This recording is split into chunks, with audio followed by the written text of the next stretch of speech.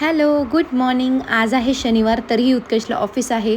त्यामुळे माझी सकाळची टिफिनची गडबड सुरू आहे. तर इथे मी आज करते घोसावळ्याची भाजी.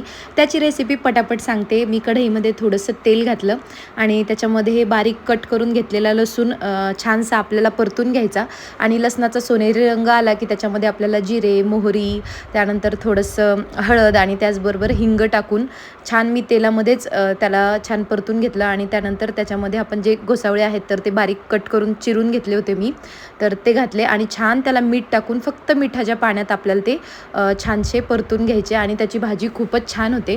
त्यानंतर शनिवार आहे त्यामुळे निवांत थोडासा चहा घेतला आणि त्यानंतर टिफिन पॅक केला. तर टिफिनमध्ये मी आज दिलेले आहे, यामध्ये आहे कलिंगड, जे की 4-5 वाजता त्यांना जी भूक लागते त्यासाठी होऊन जातील म्हणून कलिंगड दिलेले आहेत.